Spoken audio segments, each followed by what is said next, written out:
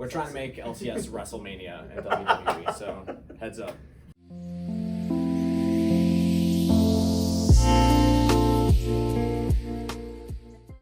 Hey everybody, Robert Haynes here, and I'm here with Kangas. I'm so excited that we were able to make this happen at LCS Finals in Newark, New Jersey.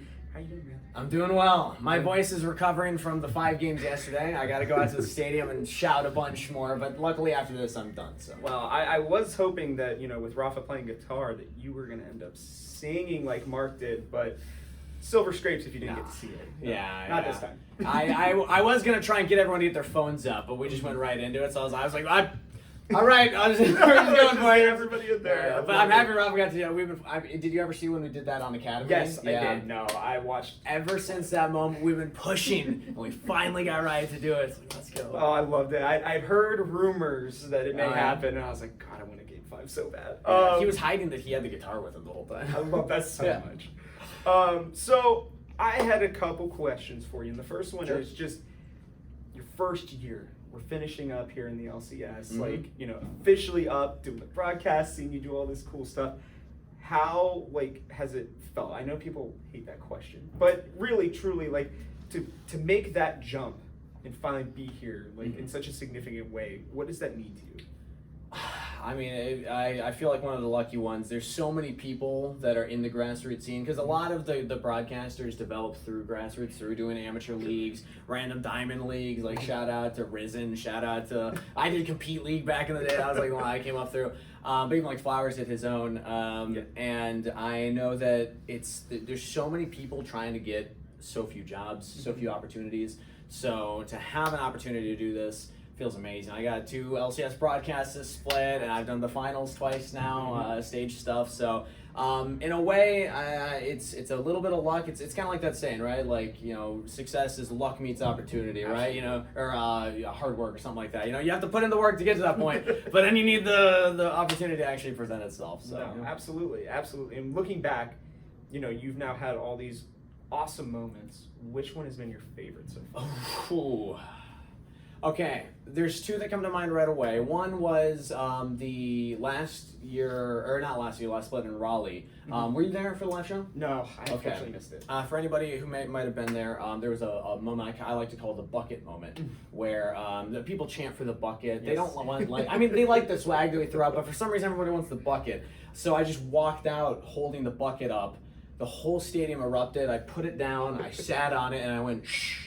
And everyone quieted down. I was like, I just quieted down 10,000 people with one shh, and it feels like a power trip. But number 2, I think this one's actually more close to my heart, is Deseric's close friend throwing me through a table at the NACL Finals. If you haven't seen that, we got clips of that. Oh, I've seen it. We're trying to make LCS Wrestlemania at WWE, so heads up. An interviewer, you guys are known for your awesome sketches and different things that you do. Are there any that you can reveal that didn't get approved that you're maybe hoping they'll do next year? Oh, see, the scary thing, this is probably going to make everyone concerned, is there's very few that don't get approved for Academy Talent. Usually the creative process, we call it the seed planting, so I kind of run the content meetings, and we plant a seed, and then the team waters it, right? Sure. That's kind of the analogy that we put together. Absolutely. Sometimes it dies in the soil, sometimes it grows into a plant, right? But it's very rare that it dies. Usually we just hammer it until it works, and we're like, Magical wants to be a pirate, you're going to be a pirate. How do we make this work? And we have a lot of different mediums as well that we can kind of put things in. So the talent update, for example, or the heavyweight SmackDown. So generally we think of formats, and then a content idea is okay, what format does it fit in? Sure. So unfortunately, I don't really have a good answer for that of one that hit the choppy block. I can tell you the one that we never should have done was Mr. Clean. One of my many characters. That one, it was just me in a white shirt and pants, just making weird innuendos about how clean plays were, and it was ooh. Fun fact, when the first time we ran that bit, my audio actually cut out and it froze. And so it's just me standing there. Oh no! For an awkward amount of time. I missed that one because I've seen this character, and it's generally one of my favorites. Oh, that's your favorite? Okay, I think it's hilarious. Maybe that's a good one then. Growing up in the era of Mr. Clean commercials, it made it very good for me. So, how are things also at the caster house is. It is Oh, known yes. with all of you guys living together. You guys doing okay, with finals being so busy and everything? Well, there are two of them. So there's Casa de Caster, that's where Rafa, Joshi, Cubby live. Yep. And then there's the Caster Cabana, which is myself, Mazel, and Deserix just moved in as well. And we have a fierce rivalry as to who has more fun at their houses. I will say I go there way more than they go to my place.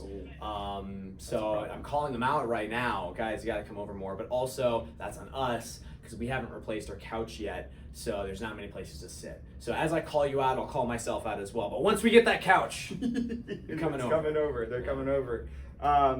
We maybe see a arena game or like an ARAM against each other at some soon.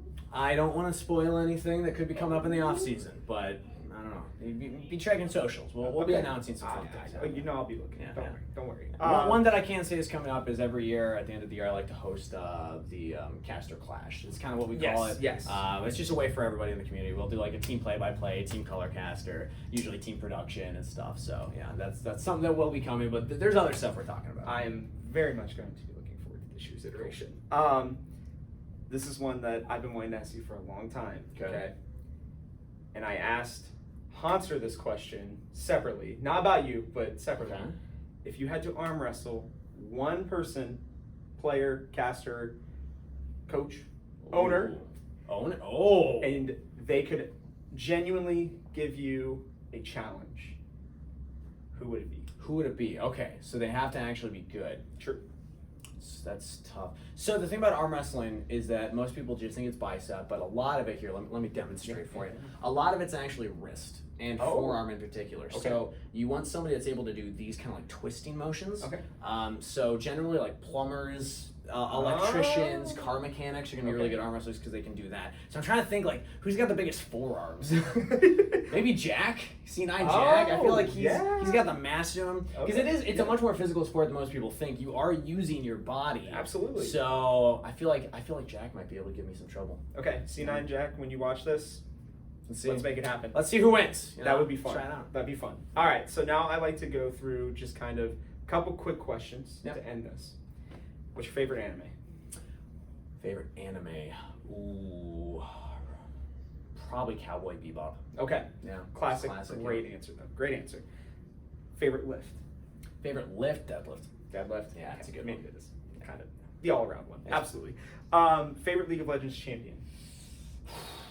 All-time Bard. Currently, maybe Heimerdinger. I've really been enjoying Heimerdinger lately. Ever since Beryl hit that grenade at Worlds, I was like, that's my champ now. We're gonna play that one. As you know, Kangas clearly just enjoys chaos. I do. I like the weird champs. I love that so much. Last one, and this is the one that I ask everybody. Okay. What's your favorite Pokemon? I don't think anybody's gonna be surprised by this. It is Machamp. Love that. Yeah. So I mean, much. what's better So than on-brand. 2 buff arms is 4 buff arms. It's very true. Nobody does it better. That's very true. All right. Well, do you have anything you want to say to the community as you wrap up first year of LCS? Shout out to Toast for taking NACL finals and winning. It was a tumultuous offseason. A lot of players were not returning that we were hoping would be able to return, but there's just less opportunities. So we got to give shout outs to the people that are providing those opportunities. And make sure to support Tier 2. Do it. Because it helps feed the players in. We wouldn't have had APA, we wouldn't have had Jan, we wouldn't have had a lot of the energy roster if we didn't have Tier 2. So it is vital and important. Make sure to support it if you can. Continue to listen to this man as he preaches the good word. Thanks, guys.